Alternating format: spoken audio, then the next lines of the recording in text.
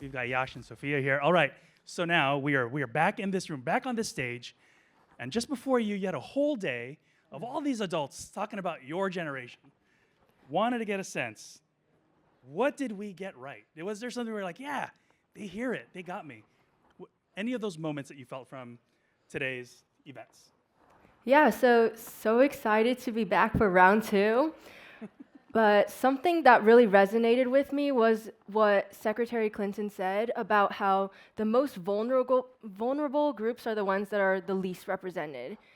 And for youth, we aren't able to vote, and we don't have lobbyists backing us on the national stage. But, and I think that's exactly why national law, such as Australia's under 16 ban on social media, isn't exactly working because it's not what children are looking for, it's not what they think is beneficial to themselves. And however, I do think that some of the solutions proposed, such as what Ms. Weingarten said about social service projects or digital literacy programs, I think that those programs are great solutions to increasing access and literacy of our young children for them to understand how to use the technology that are available to them in a responsible and ethical manner. So looking for a little more of that speak with me, not just for me. Awesome. Yash, how about yourself? Yeah, so one key thing that I noticed the conversation was around was social media.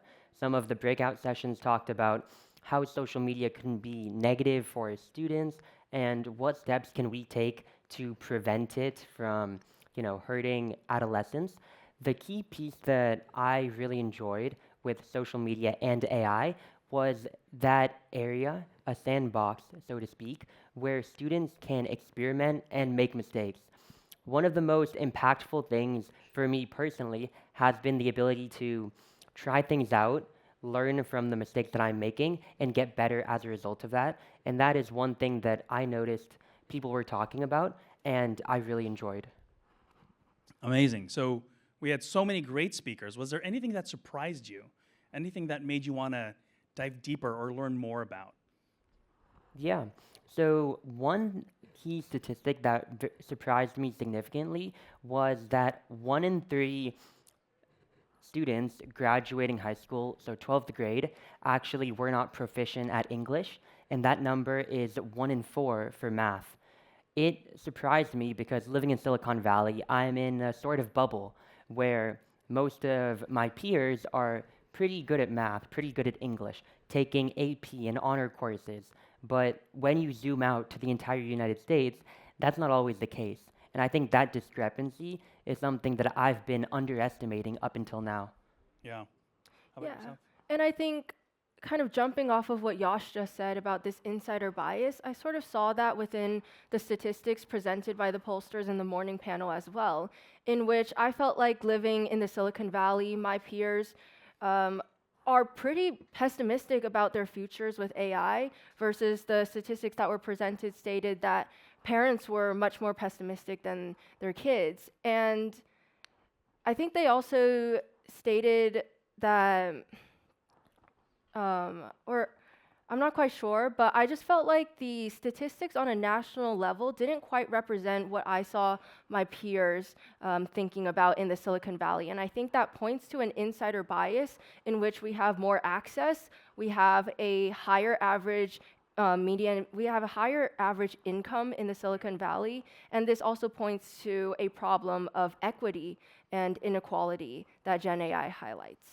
So with that, then, I'm curious about what are the kinds of questions that you wish were asked. When we were in the back, you actually mentioned something around just there's a misalignment of information.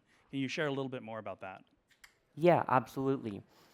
I think a majority of the issues that we have today regarding technology as well as society as a whole can be traced back to misalignment.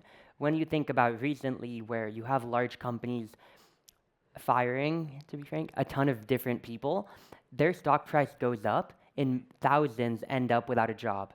That is a misalignment between the shareholders, the company, and the employees. And I think a lot of other problems can be traced back to that as well regarding social media. We heard it earlier today with who makes money off social media and how do they make money. it's a misalignment between the companies and the users. Yeah. And I think most problems today can be traced back to some sort of misalignment. So by identifying that and trying to mitigate the misalignment and getting everybody on the same page, incentivizing each other to have the same interests, we are actually able to resolve many of the problems that face us today.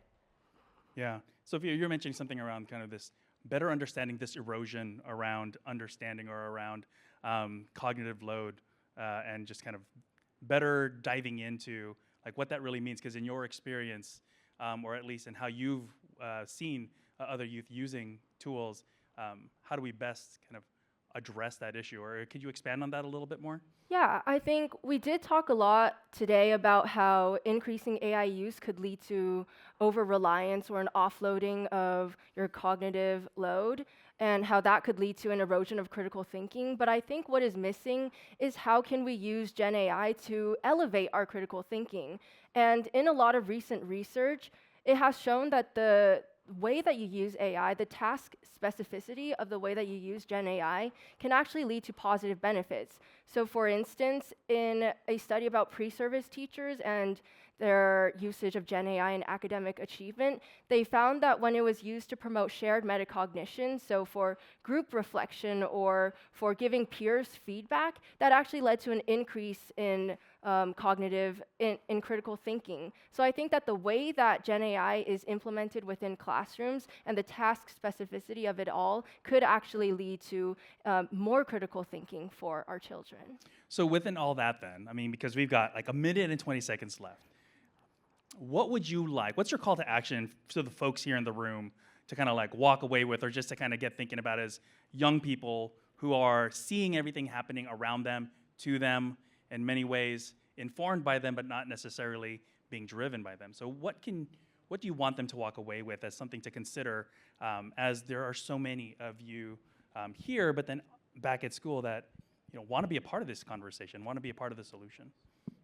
Yeah, I think we have been talking about the problems for a very long time. We know what the problems are, and it's very easy to talk about the problems, but what we need now is action. We need implementation, and we need what Secretary Clinton said to scale up these solutions. And I heard a lot of great solutions being presented by our panelists today. What we need to do now is take action. Awesome. Yash? For me, it is a very similar thing. Action is hard. Words are pretty easy to say, but more than that, it's about starting small. It is hard to start with a large endeavor that affects thousands or the entire nation, but can you affect 10? Can you affect a classroom of students? Because when you think about it, 30 out of 300 million may not seem like much, but affecting 30 students, that is a pretty big deal. And I think that is what we have to focus on before we can actually scale up to thousands. So with that, thank you again, Yash and Sophia, and thank you all